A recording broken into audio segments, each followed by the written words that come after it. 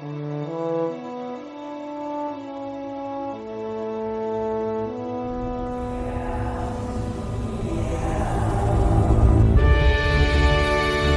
Ryan. Hello, Rachel. How are you doing? You know, I'm not the woman that you thought I was. I have a dark, sordid past. What? Do we have to make an example out of you? Yes. You have to never let me watch Star Trek Discovery again. What's that? Let you watch it over and over again as an example of your punishment. Okay. Before we leap off into anything of the usual variety, obviously I'm Ryan, you're Rachel, I just want to say thank you. Thank you so much, Rachel, for letting me host this with you. You see, when I was a small child, I lived in rural Australia in a town in which, oh boy, there was a flood one time, and that really is poignant to the story that we're going to be delving into in this podcast. I mean, I just wanted to make sure that we stopped everything, stopped the whole momentum of diving in and reviewing and rewatching and all of that stuff of Discovery, just to let you know, thanks for including me. And not only that, thank you for including me, a character who does indeed have a backstory, a host, a person who does indeed have a thing that has happened to them. It makes me have a third dimension. In fact, can we all give a clap to that? So brave. So brave that I'm here after that flood in my hometown in rural Australia. Did I also mention I've saved a baby one time? It's worth a 5-star review at least. Rachel, we're Yum Yum, likingly because we're always yumming and we both happen to be on a podcast. I don't like that. I don't like what you did there. I don't appreciate it. I know Bartek has a special place in your heart. Yeah, that is an intro to my other podcast, Spit and Polish Presents. Yum Yum, explain it, Rach. For those uninitiated, for those who have forgotten what Yum Yum is and what we do here. Here on this podcast, which has nothing to do with you being Polish, we rewatch science fiction shows and analyze them, evaluate, review them. And at the moment, we are making our way through the swamp of awfulness and terror that is season 4 of Star Trek Discovery. And I look forward to returning to our Babylon 5 coverage. Don't worry, the Babylon 5 coverage is still happening, Rach. We're just taking the detour today to record and discuss this. Yeah, I know that it's happening, but I want it to be happening right now instead of this. Okay, I mean, that's just like your opinion, man. Yeah, that's kind of what I'm here to give, dude. Are there going to be spoilers? Yes. I don't know. There will be spoilers abound. But everybody should know, regardless of spoilers, regardless of feelings. Regardless of context, which is for kings. Nah, you can do it now. You really hate the context is for kings thing, don't you? Don't worry. Yum Yum is a moment that Rachel loves. It's when Commander Nhan, who was once an engineer, like so many characters in this series of Star Trek Discovery, does it ever come up at any point? No. She was introduced as an engineer, but she never does any engineering at any point. Isn't that funny? It's like, why did they even bother mentioning it in the first place? It was something to mention. But she was helping Empress Giorgio, remember that fun character? Can't wait for that Section 31 show. She was helping her murder the antagonist of that season, and Giorgio asked if she wanted to proceed to make him scream, and instead of saying yes or something normal, She said a line that the writers deemed worthy of not only putting down, but approving and getting the actress to read Yum Yum. Rachel adores that moment. She tugged at my my sleeve and said, "Ryan, can we name the podcast after that?" And I nodded and said, "Yes, we may." And that's what we're here to do. Look at that Yum Yum moment and apply it to every episode of Discovery, as well as just talking about them. What one are we delving into today, Rachel? What episode of Discovery did we rewatch? We rewatched The Examples. Oh, The Examples. Oh, what an episode. Yeah. Comes in at a 5.8. Well, out of 5? That's like a whole pointage above. Wow, that's pretty impressive. Absolutely, that's it. Burnham and Book race to evacuate a group of stranded colonists in the anomaly's path as one of the Federation's brightest scientists. Definitely not a villain. Not the villain that they said wouldn't be in the season. Comes aboard the the USS Discovery to do high-stakes research with Saru and Stamets.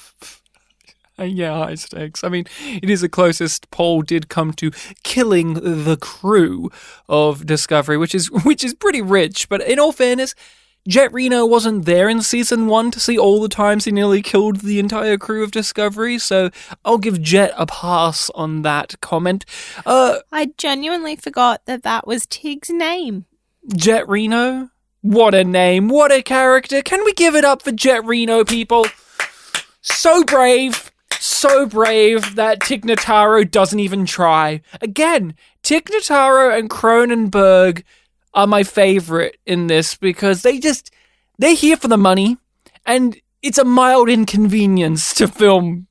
And you see it visibly on their faces. It's adorable. It's what I truly adorable.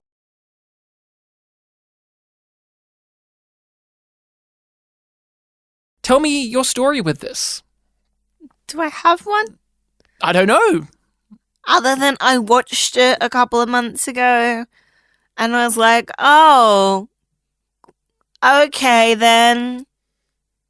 We're doing this. We're doing a sanctioned jailbreak episode? Yeah. And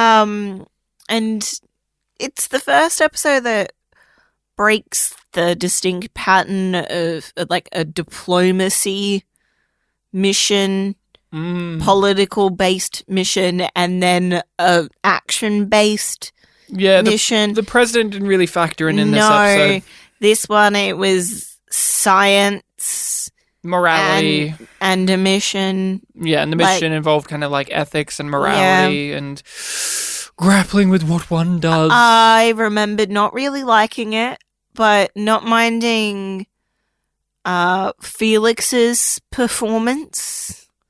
Who? Isn't that the name of the dude that decides to die?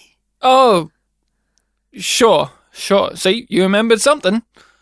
Even on this rewatch, okay. if you put a knife to my throat and said, "Ryan, tell me the name of any of the characters we met in this episode," I wouldn't tell you. I couldn't tell you. I couldn't even tell you.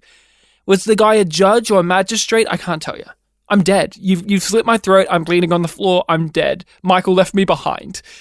I did not like this episode when I first saw it. I remember distinctly it was my least favorite up until that point.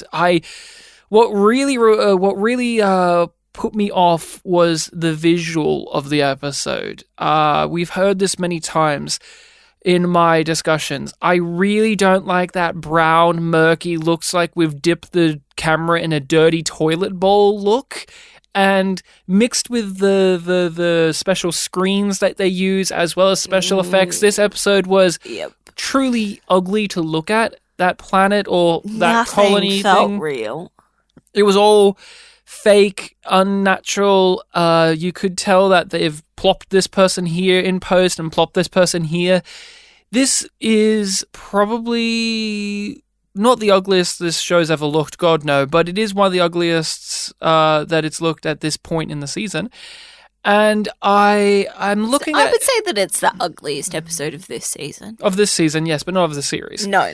It's not your favorite, the Blue Planet episode, and it's not my favorite, Lethe, the Yellow Planet.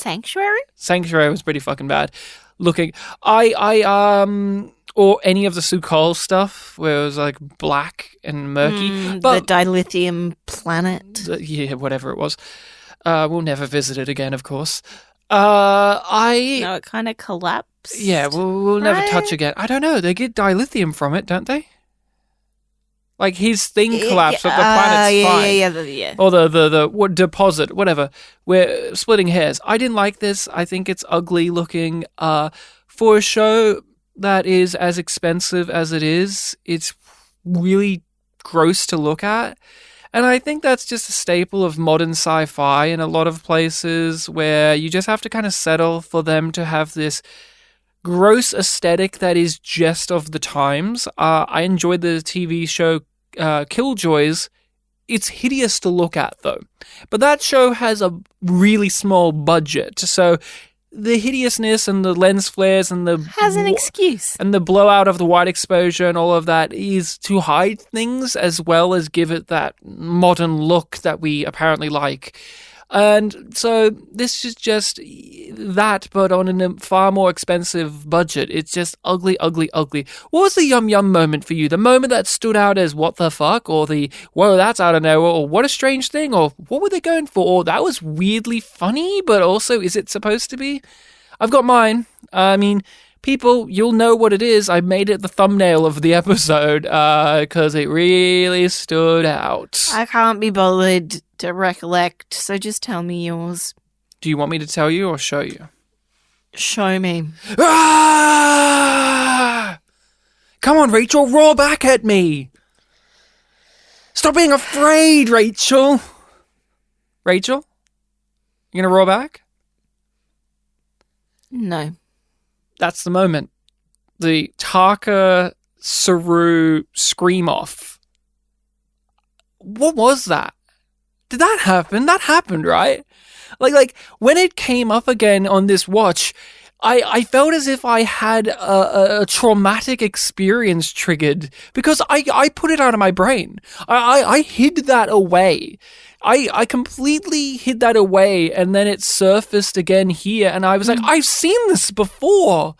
How could I forget this? It's not that I forgot it. I really did hide it from myself. I'm like, I can't think about this again because it hurts. It really... My temples are throbbing at that right now. Like, what was that? What was that? That happened. Okay, so it's bad that Taka does it. Is it made worse, better, or just more fucking weird that Saru actually screams back? All of it's weird. Taka doing it was weird. I don't know. It's just it reminded me in part, not as cringy, but of the Giorgio being like, you're Pan in my universe and we had DEFCON level fun together. And it's like, what is this scene doing? What is this? And it all ends with characters being like, well, that was weird. It's like, yeah, it was, writers. Where are you going with this?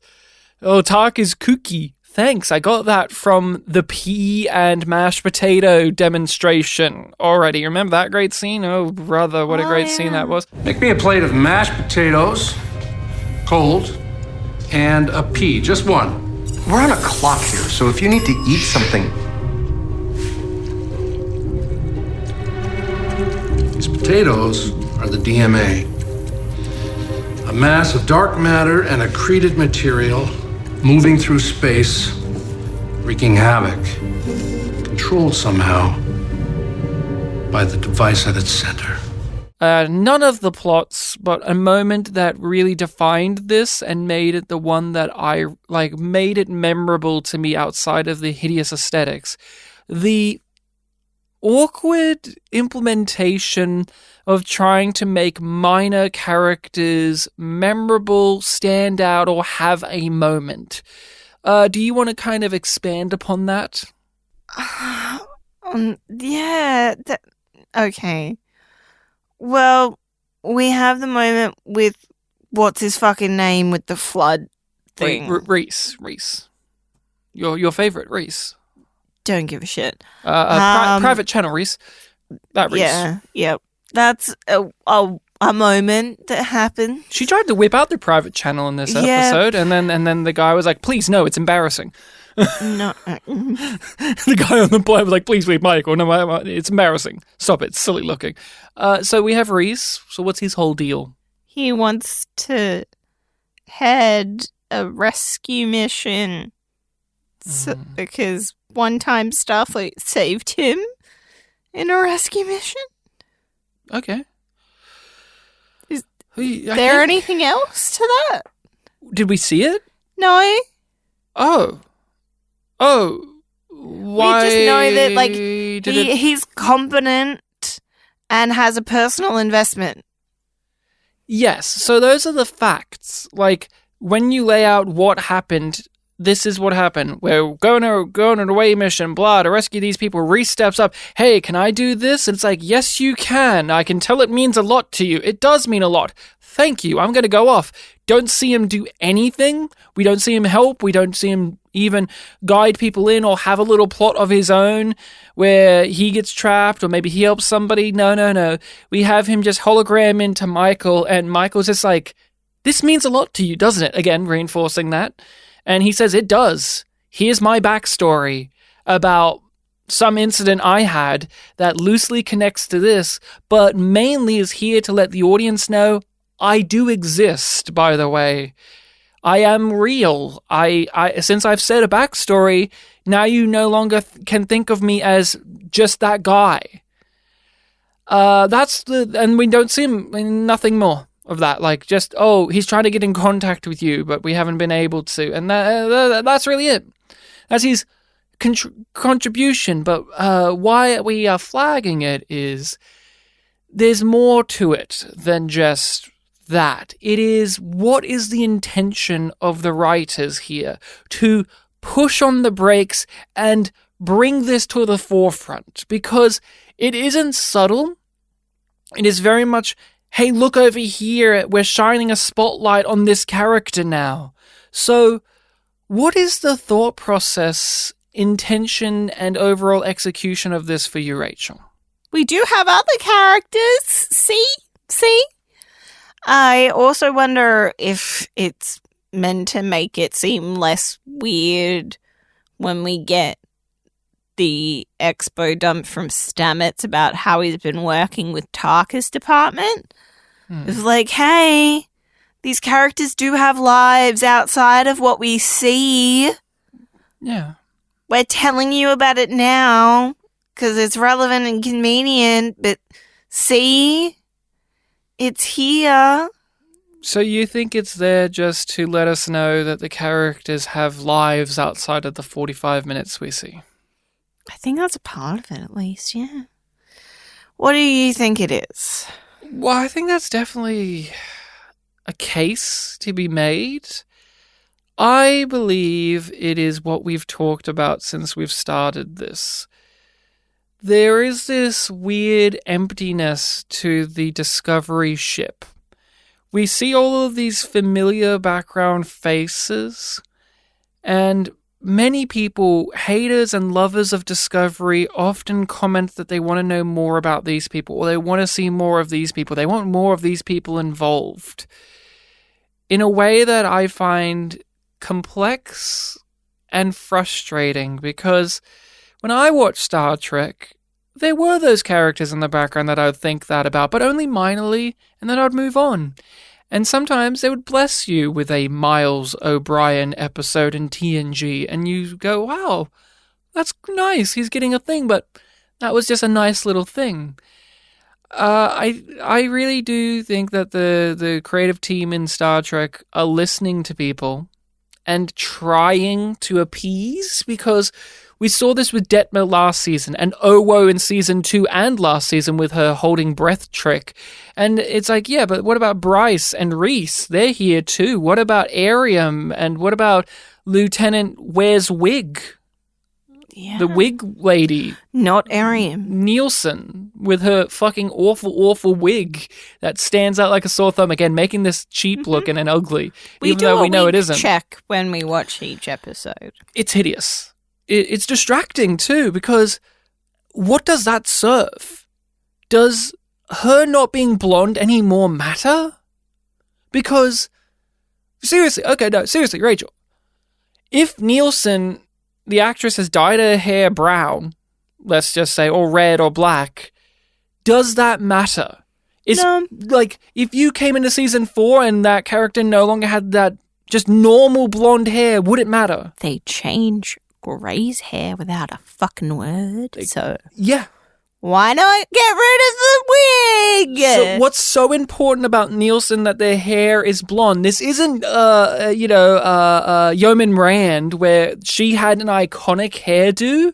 So in a way, she was defined by the hairdo, similar to how Detmer's defined by the buzz cut look, right, and the prosthetic. But Owo has different hair this season from last season. Michael has different hair than they did in season. Like, what does it fucking matter? Why did you stick a wig on this lady's head so obviously? And it just sticks out like a sore thumb. Like, you look at it and you zone in. But again, we're getting distracted from the point because that wig is a distraction. They are trying their hardest to appease and accommodate the fans and the viewers, because it has been a consistent complaint or something vocalized of, we want to know more about these fellow crew characters. And this is their attempt. Ham-fistedly, awkwardly, clumsily their attempt. They think to humanize it, and I can't even say them, like this character, it's just this object called Reese. They give it a backstory, and then the audience will go, oh, thank God, they've given Reese a backstory that we can put on Memory Alpha so it looks more like he's a character. But give the guy a fucking story. That's how you do it. Or let him have some fun banter back and forth. Or let him have a personality. Let him have a unique moment. One of the many reasons why people loved Sonia Gomez is because she spilled hot chocolate on Picard. That's memorable. Can I tell you much else about her character? Yeah, sure, she was like a bit of a blabbermouth and a bit nervy and young. But the thing I remember is she spilt that hot drink on Picard and ruined his outfit. That's a moment that is memorable. Guess how many episodes she was in? 2. And I remember her all of these decades later, as do many people, because they gave her a unique moment. This isn't a unique moment from Reese. This is just, hello, my backstory is this. Since we said my backstory, now that you can all applaud and love me. It's like, no. Yeah. That's how you get a character into my heart. He's a plug-in. He's not a real thing. He's just a program in their script. Add program of manipulate audience to feel something. Why do you think people, including the writing team, are yearning for the crew of the Discovery to be spotlighted more often and to be filled out more often, when a lot of the other Star Trek shows didn't really feel the need to do that? Why do you think that is? Because they don't know how to write properly. And this is their way of trying to do that thing of, making you care about somebody. Right. But, like, why do you think they feel the need? Like, why does the audience want these nobody characters to be characters? Because they want something to care about. They want somebody to care about in this show. Because that's part of why we ingest media. We ingest stories to find people that we care about, to see other people's perspectives, to engage in thoughts and develop thematic ideas that either reflect or challenge or engage our own perspectives and principles and values. You got it. Discovery lacks community. They're all about it in themes and messages, all connection and community and life. But it as a show lacks that. Because Voyager, for instance, doesn't do this, really. They focus on the main crew of characters, and you may not like some of the characters in Voyager, but one of the praiseworthy things about Voyager is it's a warm, comfy show in which you get to spend time with a crew of characters you like. And I think a major factor of that is each one of these ensemble cast shows make their ensemble feel like a big community on their own, that you don't worry about those other crew members that stand in the background or have some minor lines of dialogue, because the ensemble of your show feel like a whole group themselves that are alive. That's enough. You may still want those little things, but you don't need them, because the ship isn't empty. Discoveries is empty. Voyager, they would do activities together. They would hang out. They would go to Tom Paris's holodeck programs and play Captain Proton and run around the ship. And Tuvok will be training these people. And Janeway will be drinking coffee here. And Neelix will be cooking food for people. And they all hate it. There was a life. Lives. They had lives. They had characterization. They had personalities, which made you feel like they had a life outside of what you see. But Discovery is telling you what has happened. The best episodes are the ones where they actually do the thing that we're saying that they don't do. Remember the time loop episode with Harry Mudd where the crew were having a party and letting their hair down and making out and dancing, and all of that was fun. It made the crew feel alive. And in that episode, I didn't need to know who Detmer was as a deep, nuanced character. I saw her having fun, and it told me what I needed to know. TNG can be a cold show to many people, but it isn't, because that crew of characters were fun. They would play racquetball together, or they would watch each other's plays that they would make. Poker! They would play poker. Discovery doesn't have that. So you are constantly looking at all of these people in the background, and they're these recurring faces, and you want to know what their deal is, because you don't really know what anyone's deal is outside of plot mechanics. We've spent 4 years with these characters. Yeah. 4 years. And you assume, because these background characters are always lumped together, that they are friends, that they hang out, that they do things. And the show has fed that over the years, like with Arium dying. But again, you didn't see them hang out with Arium. You just got told what they would do. Like, Arium's memories of things is just them sitting at a table talking about activities they do together instead of actually doing those activities. It is mind-boggling, but that's what this Reese moment is here. It is them trying to mend that. But what do? The same thing. Tell us, and tell us unnaturally, awkwardly, forced. Like how Owo can just hold her breath for this period of time. Unconvinced as well. I'm unconvinced. I'm like, maybe you're just lying about this so that you can show off your skills.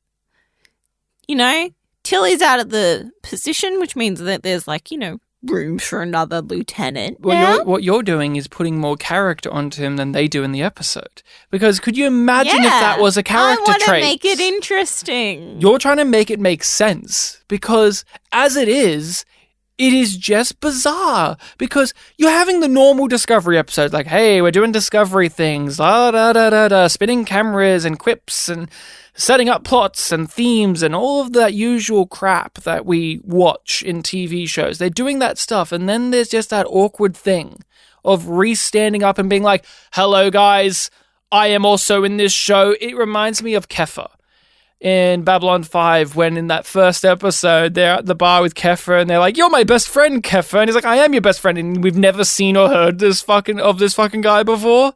And then they proceed to not put in any effort to fulfill that. That's Reese. That's Owo. That's Nielsen. That's on and on we can go. Bryce, or that new guy who's Bryce, takes Bryce's place. I don't even know that guy's name. Because Bryce is too busy hanging out with Cronenberg for some reason. That's a worry. That's a concern. Captain, thank you for letting me do this. I can tell it means a lot to you. My town was wiped out by a hurricane when I was 5. Our Starfleet crew got us out. So, I get what this is like for them. I'm glad you're here, Commander. Let's get into the main plot, because I think it's the most boring. Michael has to save this colony of people because the DMA is going to wipe them out, basically. They don't know for sure. They don't know for sure, but it's most likely going to happen. And this society are a bunch of snooty assholes who do the classic any crime is punished by the extreme, except for not death penalty extreme, No. just like you are imprisoned in the most extreme way type of crime system. That's how I got the vibe, right? That's how they work, is like... I don't think it's everybody. I think... just political prisoners? Yeah, but I'm also like, well, it could be everybody because it's a small... colony. Asteroid colony. You tell me they only have 6 prisoners in a group of like 1,200 people, I guess? Yeah, maybe. I scratch my head in doubt. Well, think about it, because it used to be run by the chain, so lots of people would just be killed. Yeah. Well, they're basically that flower bed people from TNG who would give you the death penalty for any crime, except these guys just life imprisonment for any crime, I guess. I feel like it was like from categories. It's just like, oh, we need one person from this category. So somebody who actually committed a murder, somebody who actually stole something. Yeah. But I'm like, that could just be the writers going, oh, we need differences in the crimes so that it's... We need to show the severities of them and how some are less and some are more, but they're all being judged on the same level. And in turn, it makes you think about the crime law and punishment systems that we have, and it's like, how does scaling of punishment work, really? Makes me think of deportation as a crime as well. Yeah. So Michael is like, hey, Book, you're depressed. How about you and I do one of our fun missions that happen on that magical year away that the audience never saw? We do one of those kind of fun missions, and it's totally earned because the audience never saw any of those type of missions in that magical year away to get any even fond nostalgia for those kind of capers. We saw a little bit of a montage. That's enough, right? Well, there you go. Rachel taught me the montage where it was just Michael on her own, yeah. Where we saw her hair grow. You're right. You really kicked my ass there, Rachel, right to the curve. I am now deaf as well. You kicked my ass and you hurt my ears. What did you think? This plot? It's bullshit. It's boring. It's really dull. Never felt like they were in any danger whatsoever, except for the leader, because I was like, oh, he's going to sacrifice himself in some way. I didn't think he was going to voluntarily stay behind. I thought he was going to be like, oh, my leg, it hurts. Yeah. I can't walk any further. Yeah. Save the dream. Yeah, he's Forrest Whitaker. Yeah, in Rogue One. He just can't do it anymore. You thought that? Yeah, that's called some form of screenwriting. Okay, so we've talked about this many times as well. There are plots in these shows where you know what they are and how they're going to play out. Yes? Yes. If this was any other Star Trek show, you know it would be a similar thing. They go down, they're going to be fine because they are main characters. They're going to find a way to break out and get them free and have a moralizing at the corrupt system that put them there. There may be that one guy who is the nicest one of them all, but actually he is the one that's performed the most heinous crime and he's seeking redemption. It's all generic. We've seen it a million times, but hey, they work for reasons, these kind of stories. They work for many reasons. It's like tried and true. What really rubs me up raw is I don't really get to know any of them, of these prisoner characters. I don't get to know any of them. I don't really feel for any of them. I only get to know that one guy. And even then, I don't get to spend that much time getting to know that one guy before he sacrifices himself. Like, once we get to sacrifice, we get lots of speeches and monologues. Oh, and again, my backstory monologue thing that feels artificial, but hey, that happens a lot in shows.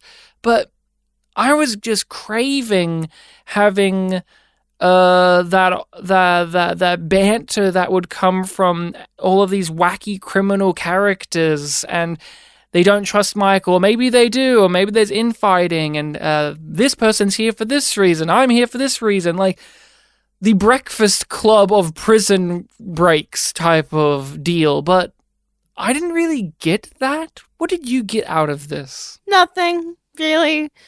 Time passed. It was just like very mechanical in the way that it was of obstacle, reprieve, cut to other storyline, obstacle, solved, reprieve, and then the gaps of reprieve just got shorter as we got closer to the end. You really are one of the writers of this show. Because that was you just pointing. People, you didn't see this, but Rachel wheeled out a whiteboard with a bunch of Post-it notes on it and was just pointing at each one of them. Because that's just the writer's room. Like, here's the structure of this plot. You really did break it down to its basic elements, because it is as mechanical as that. Like, you can time it almost of like, okay, bang, bang, bang, bang, bang. And again, there are many episodes of shows where it is that, and it's like efficient. That fact alone doesn't make it bad. But the fact that you can feel it, and that you are focusing on the mechanical nature of it rather than the actual themes or message or stories or emotions being portrayed, is bad. It is bad. You aren't even marveling at it, at least. Like, okay, like, there are some of those kind of things where it's like, I don't feel all of those, but I'm like marveling at it. I can't marvel at this. It's ugly for a start and really dumb. Like, the bug bombs, like, cool in a video game, I guess, but kind of silly looking in this apparently serious story. Again, what's the tone, Rachel, of this plot? What's the tone of it? It's kind of video game like in the sense that it's like serious but meant to also be lighthearted and have quips. So it's like trying to have all of those tones at once. Whereas if you were playing through this as a mission in a video game, that would be spaced out. I just don't know what there is to talk about within this plot, yet it took up so much time. I want to be like, well, no, let's talk about what it's saying about society at large and how the hierarchy of this culture did this in this way and the commentary that bestows, but they don't spend time on that. That's something that is in there, but it is only a microbe of an idea in there. The bad guy magistrate, he isn't a character. He doesn't get scenes. He doesn't get to do anything. I noted down what a thankless role for that actor. Or what an easy role, because all you have to do is just be a guy in a suit with your head tilted back and you're looking down your nose at the other characters. That's all he needed to do. There was no nuances in the debate. There was no complications or wrinkles. It was very much Saturday morning cartoon, bad government guy, poor prisoner people, no real black and white. The black and white comes from, oh, I actually did commit the crime, but like, you know, there is none of that Star Trek-y thing where it's like, well, you know, the Prime Directive says this, so we can't interfere in this way, or this is their culture and is maybe wrong, but there is a way that it works and we come up with a solution. There's none of that. It is just a microbe. like, I want to talk about it, but you don't, like, because there's nothing there. Like, I'm looking at you and you're just giving me this blank expression, like, yeah, it exists, but also it doesn't. No, it exists. It exists with very little substance. We will not share space with them. Under what authority are you making these demands? I am the sovereign magistrate Of a colony that no longer exists. These people are now under Federation protection. And thereby subject to Federation law. But as are you. As long as you are on this vessel. I need to remind you that wherever you find a new home, you'll be arriving as a refugee, seeking shelter and grace. I hope you find a more just society than the one you had a hand in creating. It's just time wasting. This whole entire endeavor is a time waster.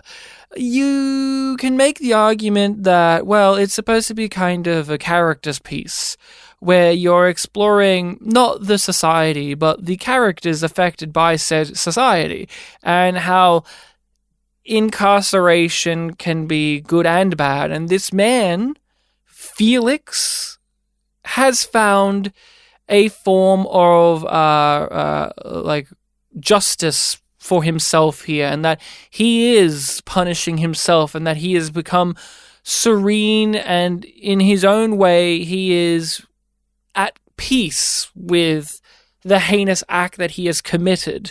And thanks to this imprisonment system, like, he belongs here, and he will now die here most likely, because he doesn't deserve any better. And it's like, that's a thing for that character. And the other point of that is Michael makes an ethical and moral decision. Like, it's a choice that she makes, and you don't know whether, like, the episode doesn't tell you outright if it was good or bad, because it shows you enough negatives of it, but also it shows you enough positives. So it is one of those where perhaps it's more about that moral choice that Michael makes of leaving the guy to die. Do you, the audience, agree with that? How do you feel about Michael's decision there? Are you on the side of her, or are you on the side of Book? We, the show, have shown you both beauty and horror in the choice that she has made.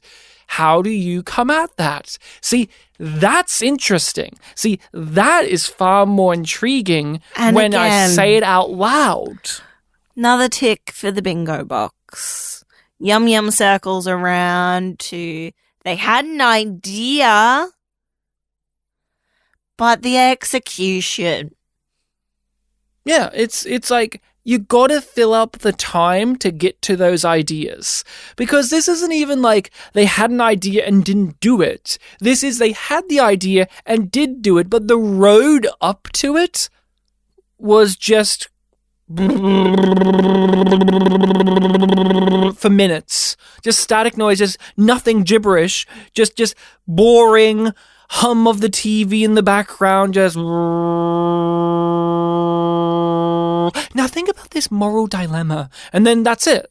Like, that's not interesting. It's not fun. One of the many things I love about Star Trek is they present you something that seems simple at first. And you go, oh, I think I know what this is. And the best episodes do this, where you go, oh, I think I know what this is.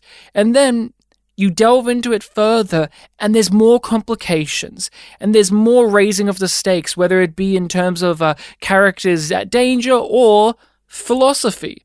What do you get out of this? I always bring this up because it's one of my favorite episodes. It's a title drum, knock it off on your bingo card. The Hollow Moriarty episode of TNG is wonderful like that, where you think you know what it is. Okay, AI program gone mad, we need to take him down. Like, oh, it's evil, it's Moriarty has taken over the Enterprise. But it's more complicated than that. He becomes alive. He becomes self-aware. He wants to live. He makes claims that are, like, understandable, and he justifies himself, and he's no longer that thing that we thought he was at the start. He and the plot is no longer that thing we thought it was at the start of the 45 minutes. It's a growth. It isn't just that moral question at the end, and before it was just like the one note played over and over and over again. That's what is really bugging me, is this is an interesting thing. For many viewers, it's very black and white. Like, what Michael did is wrong. Michael did is amoral. As a captain, Michael should have made a better choice there. But there have been so... Especially when, like, you know, just a couple of episodes ago, she was mourning over the few deaths that she had. Like, she managed to save almost everybody, but she was, like, repeating the names of the people who had died because she's like, those mistakes are on me. But those weren't choices she made. She made a choice here. Yeah. Again, that's fun. This is fun. Like, you bringing that up, that's actually a really good point. And to the writer's credit, it's showing an evolution in the series of this season, at least, of that conflict that she's having as a character, where she is okay here because it was on her terms. And how does that make you feel as a viewer? Mm-hmm. Is that good? Is that actually her maturing in a healthy way or in a way that's worrying? See, this is the meat that I wish the whole story was. I just want to ask you, for your, like, since we're getting into it, Yeah. what do you think? What do you think? Was Michael in the right or in the wrong here? Do you side with her or do you side with Book? Begrudgingly, I think I end up siding with Book. Right. Because I do agree that Felix... I really hope that's his actual name. I don't know. If it's not, I'll play the Felix the Cat theme every time you say it. Okay, great. Right to self-determination and control over his own thing. But I'm also like, yeah, but he isn't in a stable mental condition in reality. Because it's just like, if, you know, you're liberating a cult. Right. And they're just like, no, we want to stay. And it's like, yeah, yeah, of course you want to stay. Well, he's a victim of oppression. You've been told, you've been indoctrinated, but we know that this isn't good for you. Yeah. Isn't good for a person in general. So we will step in order to take care of you.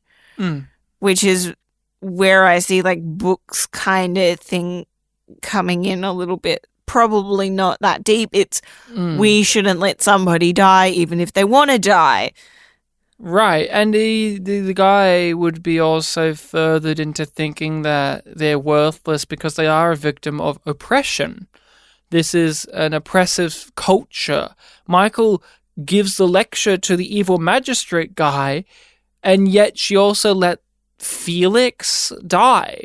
So is she any better than the oppressive government that put him there? Because she in turn agrees with what the government said, which is this is a guy who should be left there. Whether it is because they see him as an example to be made and not worthy, or because Michael sees it as like, I'm giving this guy the choice he wants to make, but is his choice one of his own volition or one that's been hammered into him because he's been in prison for like 30 years. It's got a lot of stuff there that you can really mull over because, yeah, I also am not comfortable with Michael's choice because it is one where I agree with just Book's statement of what, you're going to just let a person kill themselves? It's like, it's not guaranteed, but it is. You know it is. yeah. As an audience, you know it is. Especially at that point in the fucking episode. They try and play it up occasionally, but it's like, no, we wouldn't. No, I don't trust that you would be doing this if it was like, and at the last second it moves.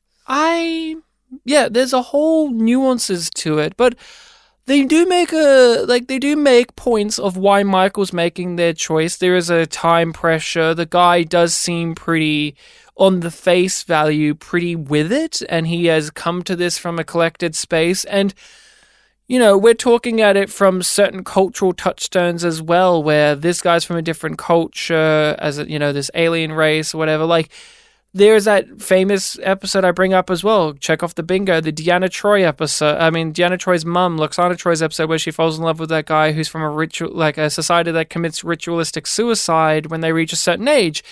They get appalled by that idea to begin with, but then they learn more about the culture, and it's like, well, maybe this is like not, and it makes you think about the real world. And so it's like, yes, this guy is committing suicide, but it's like, there are some people, whether you and I are like this, that agree that, well, people who are ill or getting old should be euthanized, should have the ability to be euthanized or kill them, you know what I mean? Yeah. And it's like, what's the difference here where this guy's like, I've come to this, I'm at peace with this, and this is what I'm going to do. I'm going to stay here and I will die if that is what is going to happen. And it does come into it, our perspective, and I think it's worth noting, particularly for international listeners, that now, I think it's every state in Australia has some form of euthanasia laws. And it, like, the one part that I think all of the states have agreed on is that, like, if you have a terminal disease and you are of sufficient capacity, you can decide to die. If you are going to die within the next 12 months from a disease, but at the moment you have enough capacity to go, nah, I want to skip out on that suffering. Right. You can. And it's just like, well, I suppose, like, you could argue that that's part of what Felix is doing, because he doesn't know what's going to happen with the political asylum, if that's going to work, if that is just going to be a bridge to be more suffering. And also he doesn't feel worthy of even that asylum. No, he doesn't. Thus, he doesn't say anything when Burnham was just like, if you want it, say it. And all of the others are like, yes, I want it. Yes, I want it. Yes, I want it. And he's like, okay, let's go. It's like, oh, okay, you're not making out of this alive. In the previous eras of Trek, especially TOS, but also in the 90s run, in the Berman years, they call it, there was a diversity of writers who had different opinions, different thoughts, different ideologies, and they would put them in their Trek scripts, and that would, in a way, make Trek kind of special, because it's like you have a pro-Vietnam War here, you have an anti-one here, we have blah, blah, blah, blah, and you would have episodes that would have conflicting ideologies, and it's like you could argue that it says that the show isn't streamlined and all of that, but there was always that kind of Star Trekian vision to a lot of these things that kind of melded it all together. While in the current age, we have the same kind of people in charge. So you see recurring ideas, recurring imagery, and things that it makes you question, okay, is this what they think, or is this what they want to? So I'm very happy that we didn't talk about this before Picard or before Strange New Worlds came out. Spoilers for those, by the way, with this. In Picard and in Strange New Worlds, they have characters who kill themselves or sacrifice themselves, and they shoot them and treat them as these beautiful things, these romantic things. And it's similar with this guy here, where he looks up and he is, from our point of view, obviously we know he's destroyed and put into the sun, but he is illuminated by this almost angelic light, and he is serene and at peace when he is killing himself. He's killed himself. What do you think about that now that we've seen more after this? Do you think that's just a thing that I'm looking too closely into? No. Do you think it is like this recurring thing, unintentionally or intentionally? Like, because it does weird me out that we've had so many deaths like this. There's no denying that it's recurrent. I don't know what the pattern is exactly, or what it's meant to mean, if anything. because overall there's a glorification of sacrifice. Yes. So I don't think that's unique to the Star Trek franchise and these shows. Right, but I feel like I need to be further away from it to really to figure out what the picture is. Because at the moment it's like, that's a weird coincidence. Maybe. I guess I'd thrown because we have Picard's mother who kills herself, like she commits actual suicide. This guy who commits suicide by staying, and Hemmer who throws himself off because he's going to die anyway, but he does it in this noble way where it's a Jesus pose as he leaps off, and it's so beautiful. What throws me is it's the presentation visually. Is for each one of them, visually they're presented as this glorious thing, this nice, sweet thing. Even Picard's mum's suicide is she's wearing this white gown and there's this kind of heavenly glow to the scene, and it's weirdly romanticized. And same with this guy here, same with Hemmer over there. And it's like, you could say each script is having a certain thing to say about it, but presentation matters a lot because each one of them are like characters killing themselves, and visually it's showing you this as a beautiful thing instead of like a sad thing or a horrible thing, because realistically, like, at least from my point of view, that's not something you should be shooting and glorifying and romanticizing and giving this angelic glow to. It's a very dangerous subject matter to be exposing people to, let alone doing it in that light. Yeah. Like, people are often upset for the way that, like, suicide in particular is addressed in media, but I don't think anything has caused the same level of outrage as 13 Reasons Why did. And it was an influence as well. Like that show was not only divisive, outrageous, but it did influence a lot of culture in TV. Yeah, there have been several studies that... Oh, yeah, about the real-world ramifications of it that are very disturbing. But, like, it was a show that did make a mark on TV landscape, and I feel like it did waves. here. I'd love to hear people's thoughts on this, and I would love somebody to do a proper, like, rundown of this, like, proper video essay or even a thesis, because I feel like there is something happening right now with Star Trek with that. I don't know if it's just this watching of it has just scratched like a certain thing that I'm like, what is this itch? But yeah, I didn't see this on the first watch, obviously, but like when I'm revisiting it, this is something that's in my brain and it's stewing there. And we'll see as it goes along, because we also know Taka is similar too as it goes along, where he's like flippant about the whole thing and there's kind of a romantic thing to him just killing and being killed. I'm curious, but that's all I've got to say about this main plot. It just is a thing that happened, because we've got to make sure that we go to 13 episodes, and the DMA can only sustain 4 to 5 episodes as a story, but we've got to stretch it out to the 13. It's his choice to make. You said no one left behind? We have to respect his agency, don't we? And let him kill himself? It's a risk, not a certainty. We have Taka now. Yeah. He's a Ryzen. Yeah, he's from Ryza. Yeah. The Pleasure Planet. Yeah, but I'm like, is Ryzen the word for them? I guess.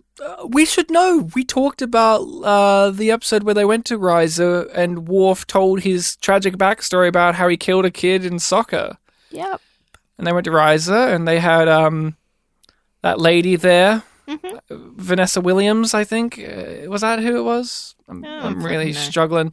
That episode sucked. Yeah, but we got to see our main cast in some skimpy have- outfits. Rick was happy that day. Little Twinkie Bashir. Yeah, Taka. He's a guy. He's just this. Okay, what do you think? Well, I mean, He's like Stamets. Yep. But if he never came back, is that what the message is meant to be? That's actually a good way to put it, yeah.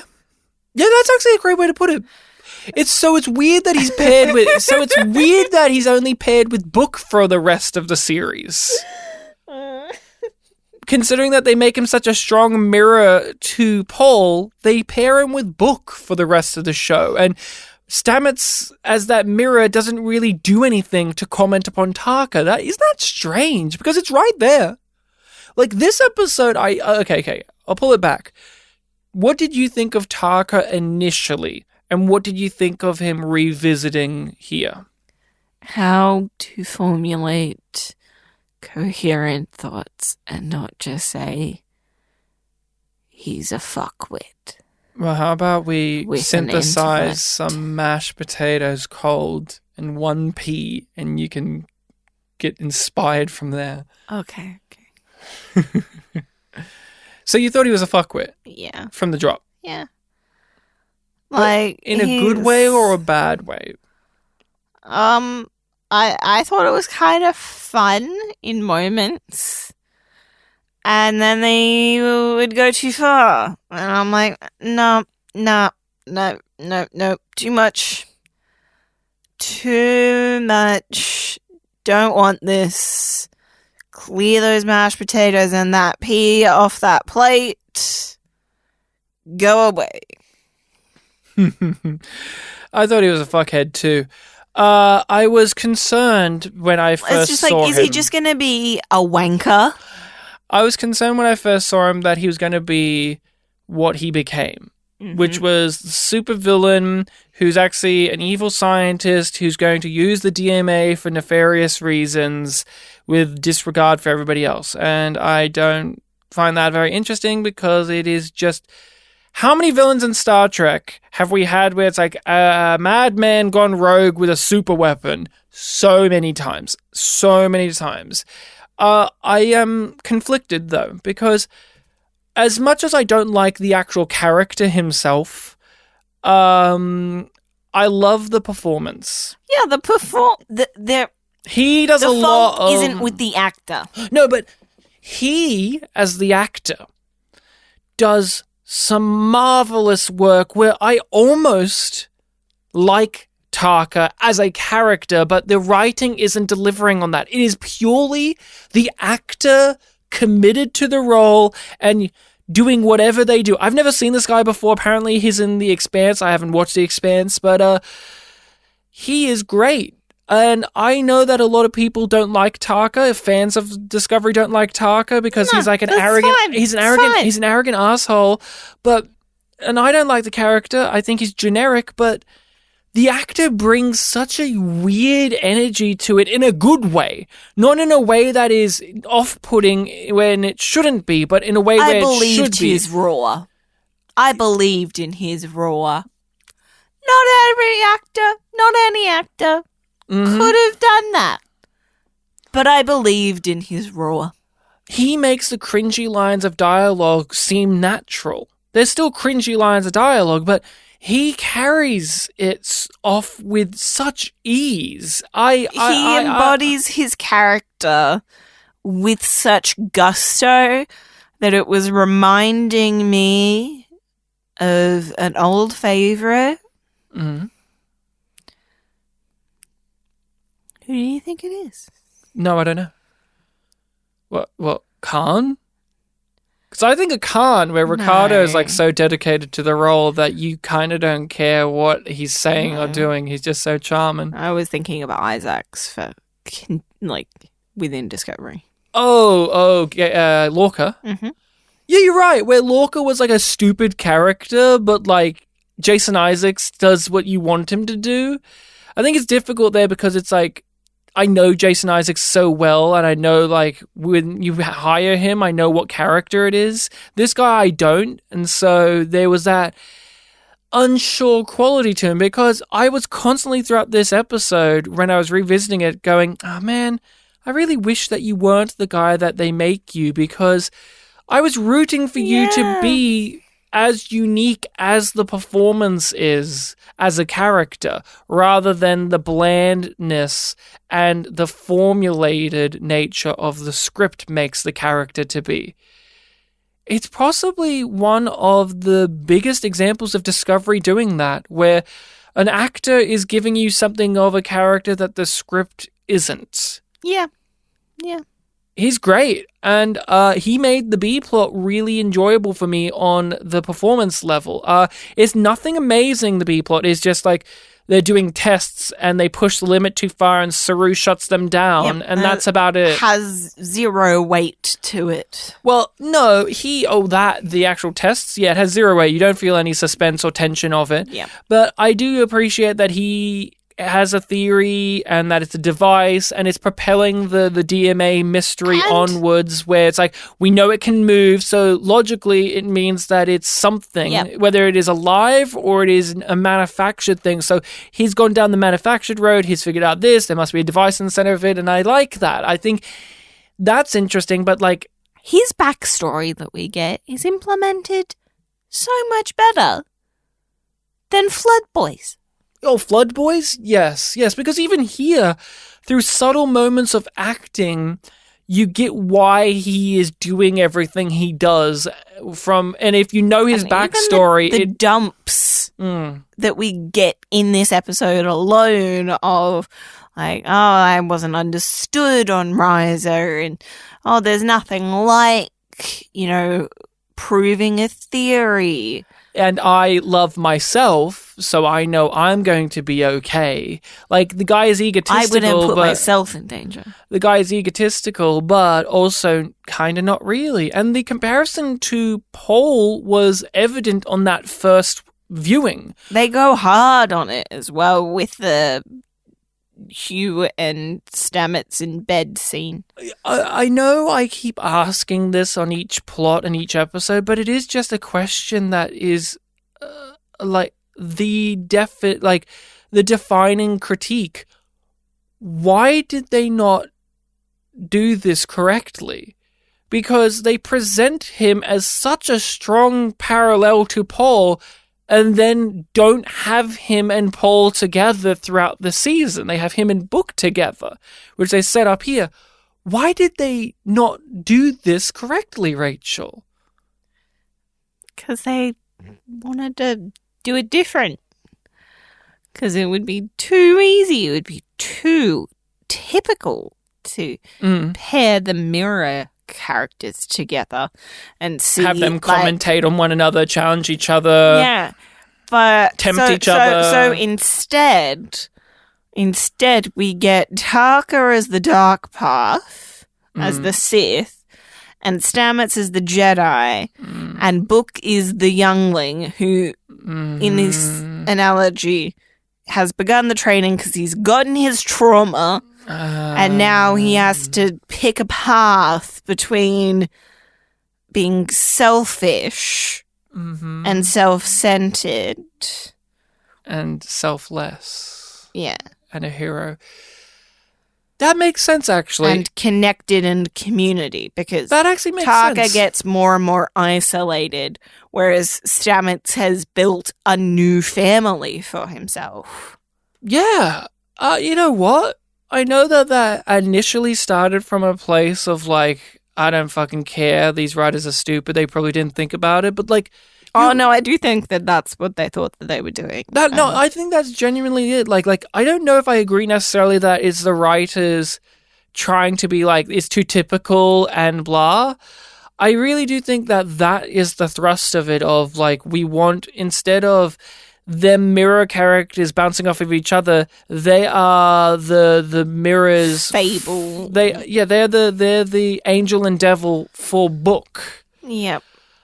That's actually very interesting, because I'm going to look at it through that lens in the in the episodes to come, because I didn't see it that way the first time. I was just like, oh, okay, we're just doing the Discovery thing where instead of turning right, we turn upside down and inside out for no real reason. And so to give it credit, I think you made a compelling case, and I want to see if it actually holds water on my viewing, because that isn't actually a bad way to think about. Like, if you're a writer, that isn't actually a bad way to go, because there is a case to be made that the other one is a little too typical, and we've already done enough pole drama the last two seasons.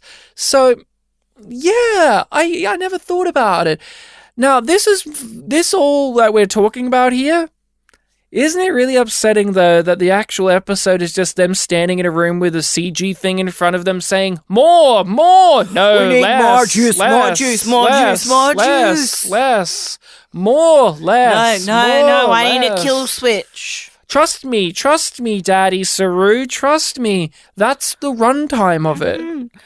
We're running an evacuation, but we don't need a captain on the bridge. No, somebody else had the con. Yeah. Saru made sure to give somebody else the con. Yeah. When he was already the one that was left in charge. Yeah, but, that's how it works. But it's like, no, you're going to stay up there. I'm going to be down here. Okay, I have nothing else to say about it other than it happened. Like, Jet Reno turned back up, your favorite character. Oh, yeah. To collect a check. Uh-huh. Quips were had. Not even that many. No, but Jet Reno was actually being far more straight-laced in the scene. Just like, I am here to do the techno stuff. yeah. I'll give it some more, Captain. I don't have anything else to say other than it took up time.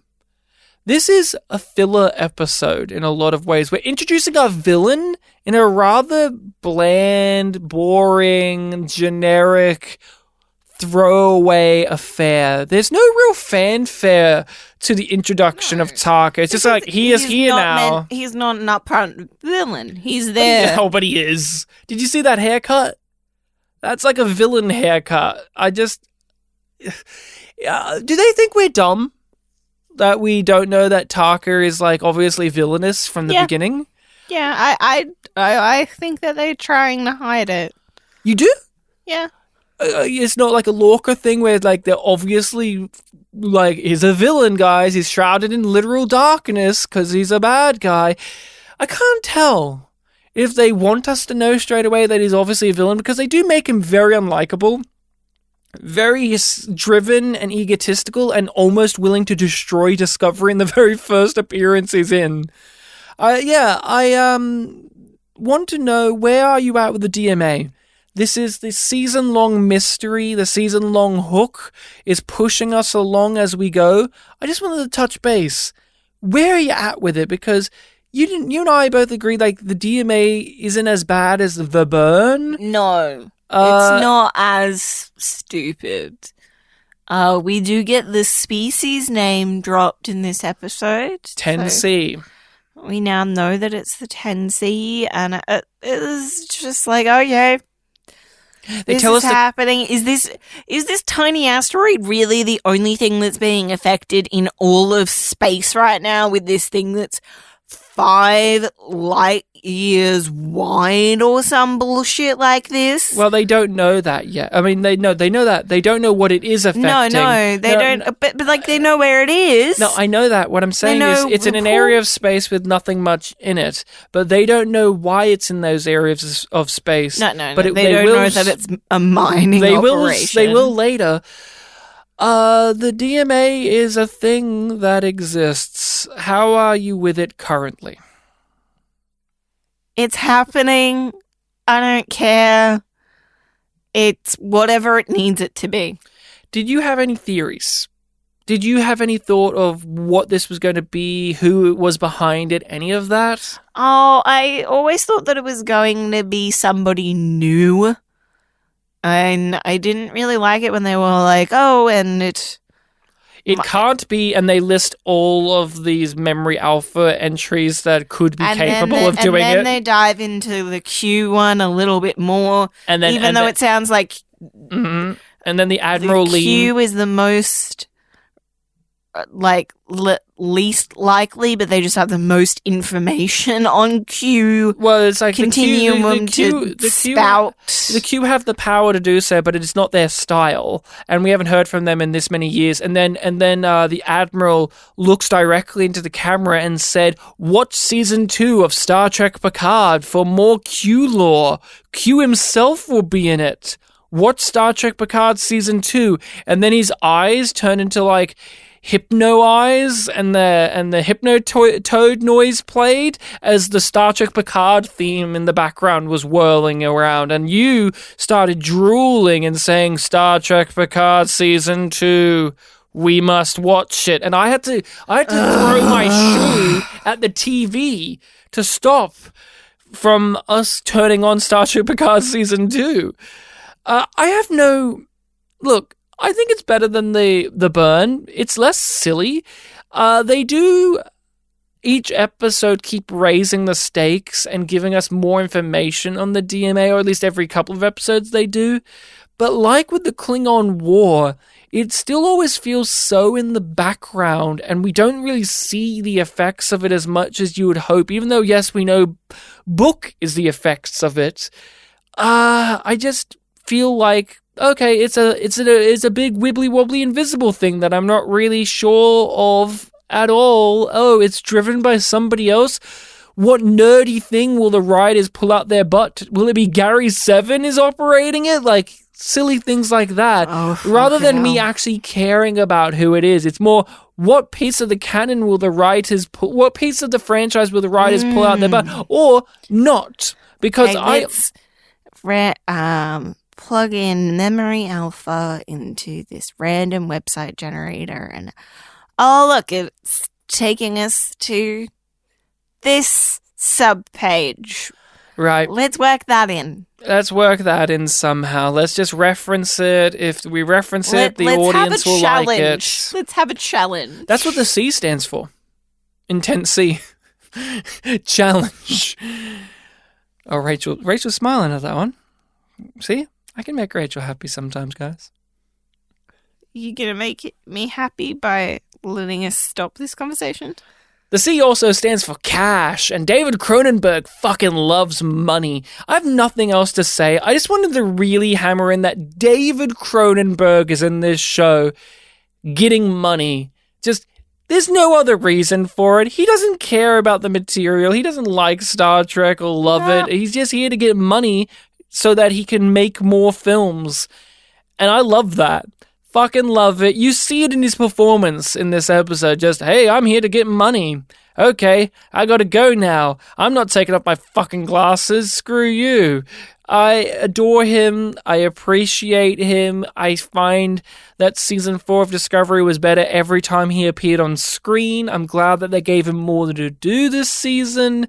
And thus we lead into the Hugh Dar, because I know everybody is screaming, what about Hugh Culper, guys? Hugh had stuff in this episode. There's lots going on with Hugh, and you haven't said a single thing about Hugh. Why? Because we leave it for this part of the show, Hugh Dar, where we zero in on Hugh Culper, go into what we got from him this episode. And we got a bunch, Rach. We got a whole storyline with Hugh. Do you want to kind of break it down, run through it for us? Did you know that in the cultural consciousness, there's this big concern that's happening that, you know, a lot of people are dealing with, a lot of people are having difficulties with. And, you know, two things that come up a lot are, mental health. Mental health. Yeah. And burnout. Burnout. Not burnout. No, burnout.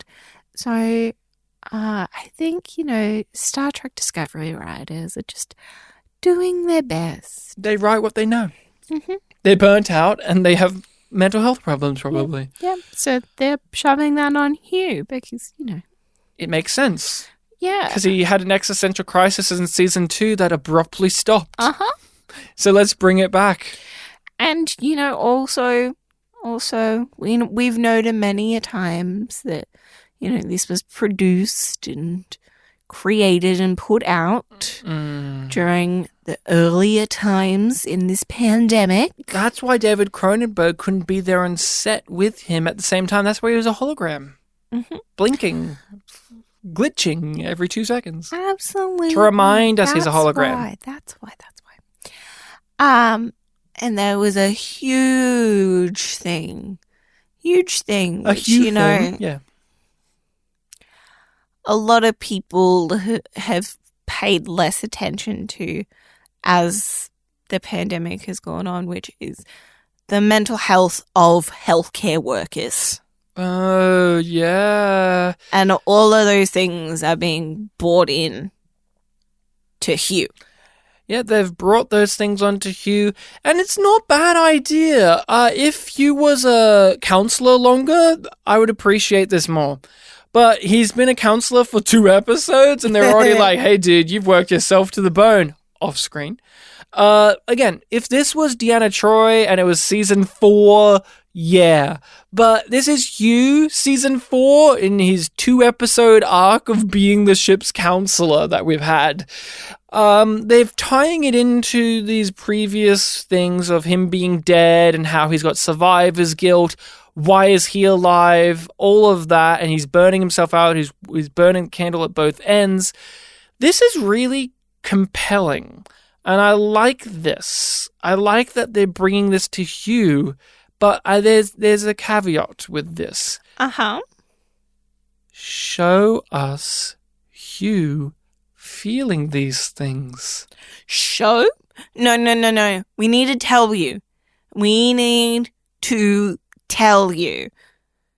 No montages of seeing anything for you. Just tell. Did you get this sensation either this watch or the last when David Cronenberg lays out what's happening with Hugh? I got the this is what I'm supposed to be getting out of Hugh? It felt as if this was new information for me, the audience, instead of a culmination of things bubbling to a climax. Technically, all of these things have been there, but to me, it's just Cronenberg comes in and says, hey, Hugh, and audience, this is the thing now, by the way. And I just shrug and go, oh, okay. Did you have that at all? Mm-hmm. A little. The other, I don't know.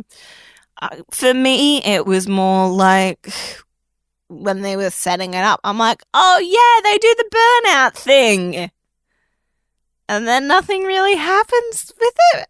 Yeah, what goes on with him in the season with this burnout thing? Does he? I don't know. I don't think they really do much with it because, they don't do much with Hugh. This season we're getting a whole lot more than we have in the past, but it's still not a whole lot.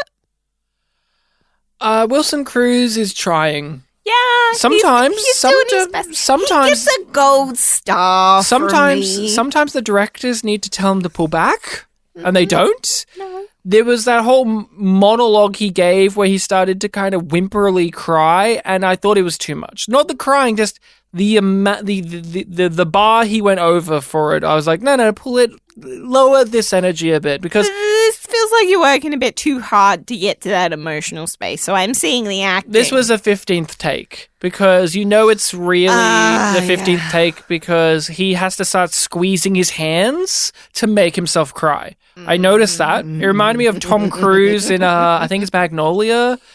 Where he had to squeeze his hands so that he could feel something to make his eyes water. Wilson did a little bit of the squeezy trick there, so I saw that. You see him as a performer. That's the issue. I saw the performer rather than the character, and I was happy for the performer getting stuff to do rather than the character getting stuff to do. I think I'm past Hugh. I want to keep doing the Hugh Dark because it's a fun exercise, but when we first initially did it, it's because it's fascinating to look into Hugh, but now it's they did nothing with this guy, and after a certain point, you're looking at nothing. You're looking at zero, and now they're giving him physical material, we can point to and go, that happens. It is too little, too late, and I feel like I'm still looking at a void. shaped like a man just walking around. And I do wonder why him? That's a great question. Why is Hugh Culber being focused on? Like in this episode, can you tie it into the rest of the stories going on here? Why is he being focused on? I don't know.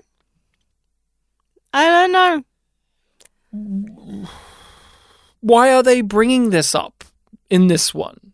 How's it connecting to any of the other things happening? Is it? Or are we just not seeing it?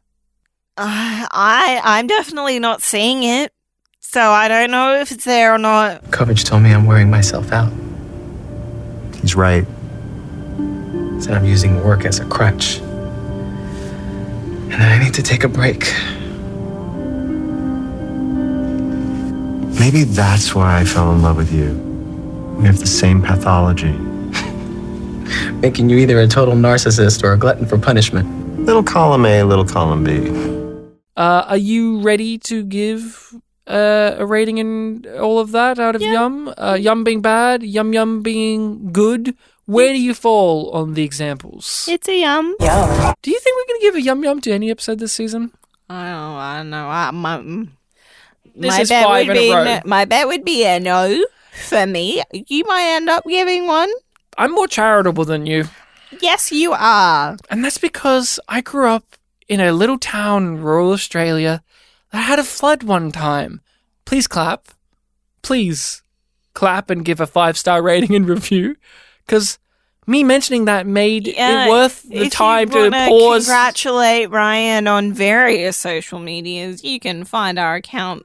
Oh, wait, Rachel, I'm going to give my rating. I'm going to give my rating. YumYumPodcast. Rachel, don't skip over it. I'm going to give my rating. I'm going to give next week's episode. I give this, actually, we've talked a lot here about things that were far more interesting than the episode. So I'm going to be charitable and give this a yum. Because it would be uncharitable to give it a yum yum because that would be a pity. Yum. Stormy weather is the next episode. Seeking answers, the USS Discovery ventures into a subspace rift created by the dark matter anomaly. Meanwhile, Book faces a strange visitor from his past. Ghost Dad. I actually forgot who the strange visitor was. Oh yeah, I can't wait for Ghost Dad oh boy, there's a lot of thoughts, a lot of takes. I've got some things to say about Ghost Dad, not the movie Ghost Dad with Bill Cosby, but no. I mean, I have thoughts on that too if you want to hear them, but we don't have time. Unfortunately, we're running out. We've kind of burnt up a lot of time giving away personal backstories.